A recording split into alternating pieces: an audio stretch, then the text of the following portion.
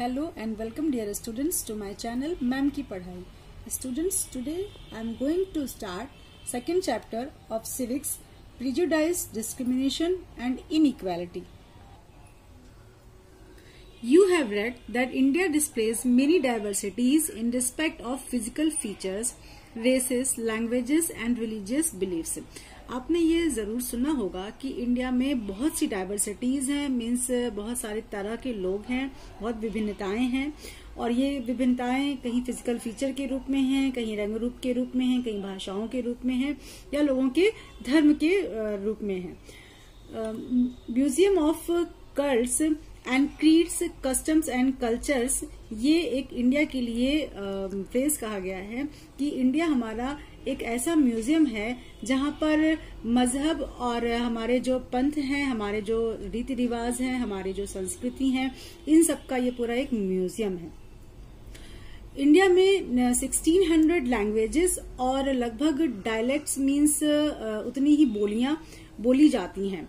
और जो पीपल हैं यहाँ के, वो मेजर रिलीजन्स यहाँ का जो है वो भी बहुत सारा है. इसमें हिंदू हैं, मुस्लिम हैं, सिख हैं, जैन हैं, ज्यूज हैं, क्रिश्चियंस हैं, पारसी हैं, बुद्ध हैं. ये मेन रिलीजन्स हैं. इसके अलावा भी छोटे मोटे बहुत सारे रिलीजन्स यहाँ पर फाउंड होते हैं. अब आती है बारी प्रिजुडाइज की. The feeling that we are superior to other people makes us narrow minded. वह अनुभव या वो फीलिंग जिसके थ्रू हम ये सोचते हैं कि हम दूसरे लोगों से बहुत ज्यादा अच्छे हैं या सुपीरियर हैं, ये हमको नैरो माइंडेड बनाती है, मतलब हमारे दिमाग को संकुचित बनाती है.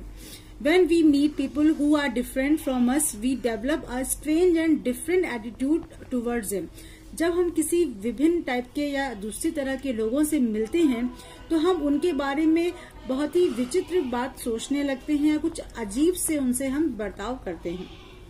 ये जो चीजें होती हैं ये क्या होती हैं? कलर ऑफ स्किन के रूप में वो हमसे अलग हो सकते हैं, लैंग्वेजेस के रूप में, कास्ट, रिलीजन, रीजन, स्टेट और या फिर फाइनेंशियल पोजीशन के रूप में इस तरह के लोग सामने आते हैं.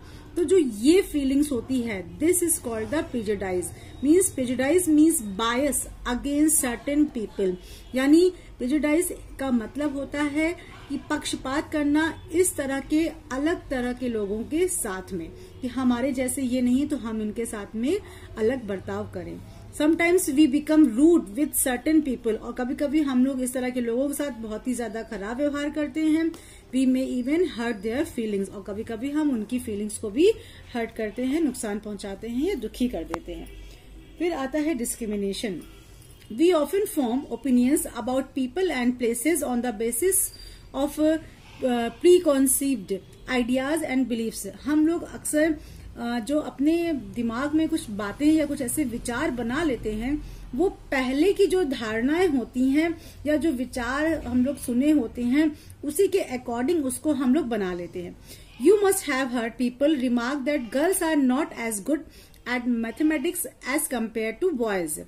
हमने ये भी जैसे सुन रखा है कि लोग अक्सर ये बात कहते हैं कि लड़कियां कभी भी अच्छी नहीं होती हैं मैथ्स में यानी गणित में बॉयज की तुलना में.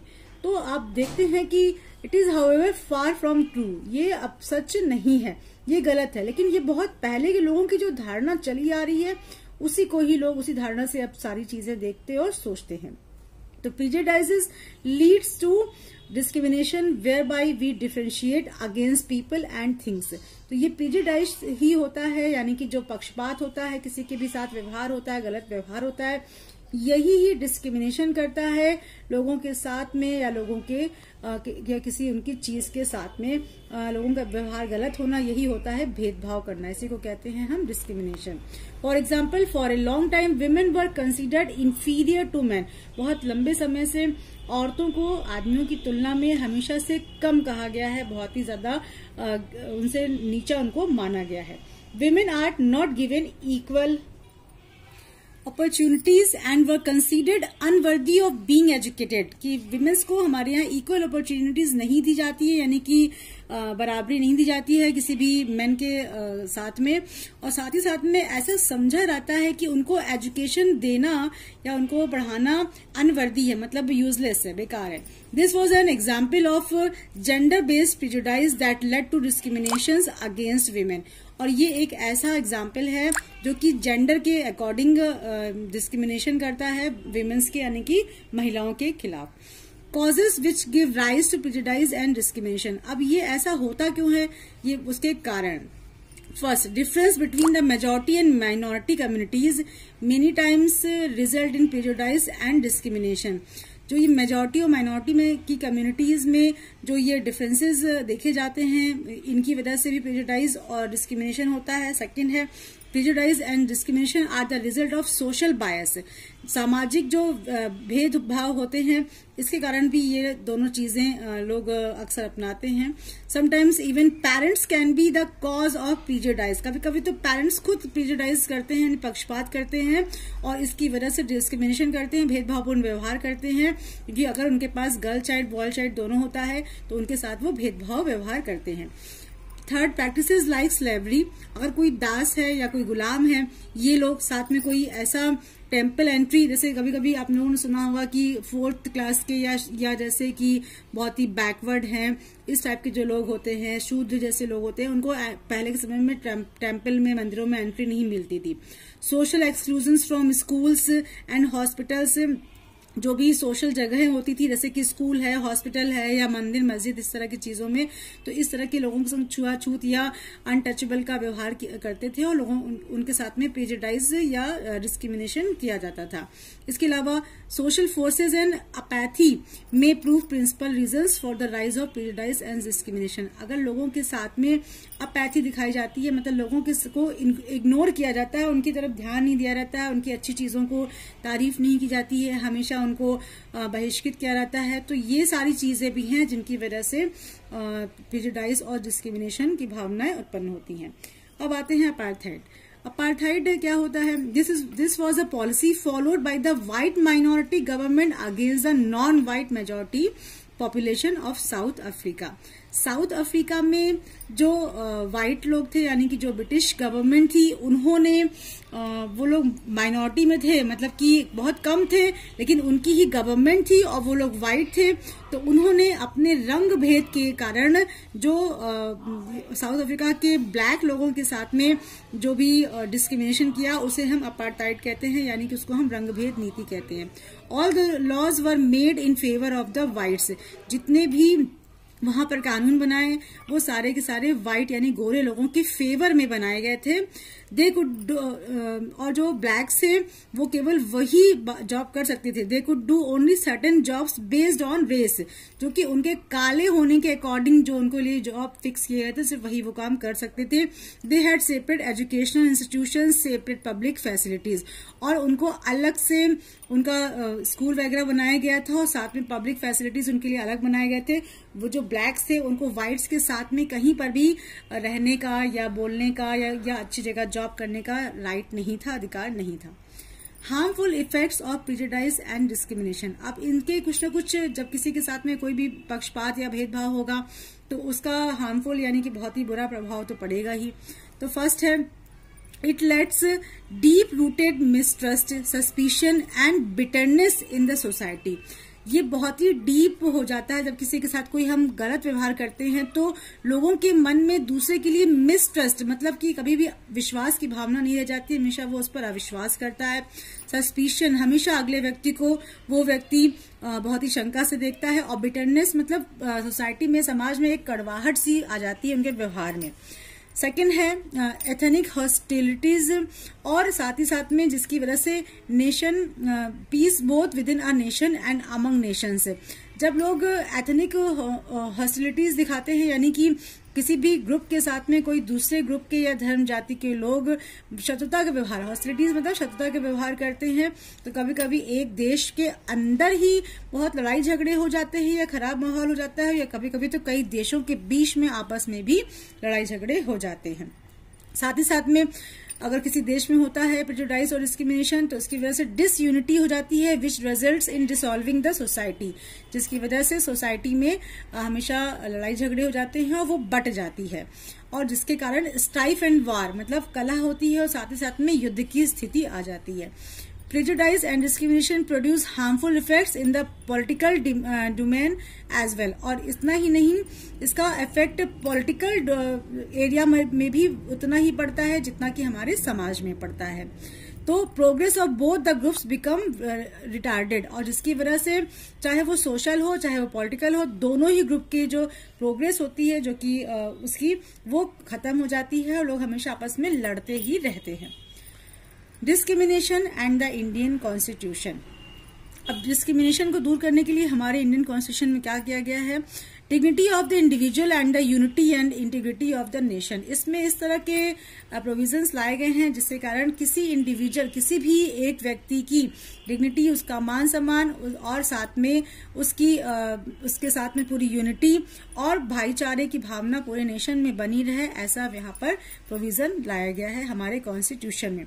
और constitution ensure equality before the law. हमारे कानून में कोई भी व्यक्ति लॉ के सामने इक्वल है, एक है, किसी के भी साथ में गलत ट्रीटमेंट नहीं होता। It treats all its citizens as equal in rights and dignity whatever religious beliefs he और शी मे हैव। किसी भी व्यक्ति का, वह महिला हो या पुरुष हो, उसका कोई भी रिलीजियस ग्रुप हो या किसी भी तरह की के सोशल ग्रुप का वो हो, उसके साथ में राइट और इक्वल बिहेवियर ही उसके साथ हमेशा किया रहता है हमारे कॉन्स्टिट्यूशन में। The constitution safeguards the freedom of religion of all people. और साथ ही साथ में कॉन्स्टिट्यूशन हमारे सभी धर्मों के लोगों का जो आजादी होती है उसको वो सुरक्षित रखता है। It does not discriminate against persons और एनी सच ग्राउंड। ये कभी भी किसी एक व्यक्ति या किसी एक ग्रुप के साथ में कोई भी डिस्क्रिमिनेशन या भेदभाव नहीं करता है। Inequality. This discrimination between people based on prejudices leads to unequal and unfair treatment of people। और यही डिस्क्रिमिनेशन है या प्रेजुडाइज है जो कि लोगों के साथ में अनइक्वल मतलब असमानता और गलत व्यवहार लोगों के साथ में करता है। People with less economic means are considered inferior to people with more and are according treated with grace and respect।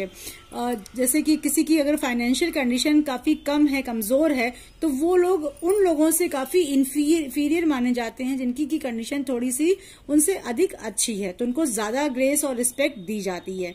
तो ये भी इनइक्वलिटी है जो कि हमारे कॉन्स्टिट्यूशन में बताई गई है, हमारे इंडिया में दिखाई पड़ती है। Inequality and discrimination. Like prejudice, inequality also leads to discrimination। जो ये प्रेजुडाइज और इक्वलिटी है, इसकी वजह से भी डिस्क्रिमिनेशन होता है और इसको भी it can be due to various reason. इसके भी कई कारण हैं। फर्स्ट है inequality can be due to caste distinctions. The early Aryan society was divided into 4 varnas, the Brahmin, Kshatriya, Vysya and शूद्र। पहले के समय में जो आर्यन सोसाइटी थी, उन्होंने अपने पूरे वर्ण को 4 ग्रुप में डिवाइड किया था, ब्राह्मण, क्षत्रिय, वैश्य और शूद्र। और in the beginning this division was based on occupation. इसको शुरू में तो इसको ऑक्यूपेशन के थ्रू बांटा गया था, लेकिन बाद में ये हेरिडेटरी हो गया, मतलब उनके वंश के रूप में जो जिस काम में लगा हो उसका बेटा या उसका बाद में उसका भी बेटा वही काम में लगा रहा। तो इस वजह से ये अब जो उनका जो स्टैंडर्ड था वो लो माना गया। It did all the mischief and gave rise to feeling of inequality, जिसने की एक इनइक्वालिटी को जन्म दिया। सेकंड है inequality is sometimes cause by racial differences as well. इसी की वजह से रेशियल डिफरेंसेस भी देखने को मिलते हैं। For a long time there was racial difference between the whites and blacks in the United States, जिसमें कि आप देख सकते हैं कि यूनाइटेड स्टेट्स में व्हाइट और ब्लैक लोगों के साथ में रेशियल यानी रंग भेद को लेकर बहुत ही ज्यादा डिफरेंसेस या इनइक्वालिटी थी। थर्ड है sometimes the cause of inequality can be the result of gender disparity. और ये कभी कभी जेंडर डिस्पैरिटी के रूप में भी देखने को मिलता है, यानी कि इनइक्वालिटी हमको जेंडर के रूप में भी देखने को मिलता है, क्योंकि it is said that women in India on an average age are paid less than 40% of what men are paid. कि जो विमेन होती हैं इंडिया में उनको जनरली 40% मेन की तुलना में कम सैलरी दी जाती है। तो ये क्या है, ये एक इनइक्वालिटी है जेंडर के रूप में, ठीक है। इसके बाद फिर sex ratio in India is considered among the lowest in the world. और इतना ही नहीं, हमारे यहाँ जो सेक्स रेशियो है यानी कि जो फीमेल्स है वो बहुत कम है, यानी महिलाएं बहुत कम है, पुरुष बहुत अधिक है। और पूरे वर्ल्ड में हमारे यहाँ सबसे अधिक सेक्स रेशियो में जो डिफरेंसेस हैं या इनइक्वालिटी है वो हमारे देश में मानी जाती है। तो the different forms of inequalities, whatever caste inequality, religious inequalities, race inequalities और gender inequality give rise to discrimination which proves very harmful for the society. इससे ये समझ में आता है कि किसी भी तरह का डिफरेंस हो, इनइक्वालिटी हो यानी कि असमानता हो, चाहे वो कास्ट के लिए हो, धर्म के लिए हो, रूप रंग के लिए हो, या लड़के लड़की के लिए यानी कि लिंग के लिए, जेंडर के लिए हो, वो हमारी सोसाइटी को हमेशा हार्म पहुंचाएगी, हमेशा ही वो अच्छी नहीं होगी। ये हमको समझ में आता है कि कभी भी अच्छी नहीं है।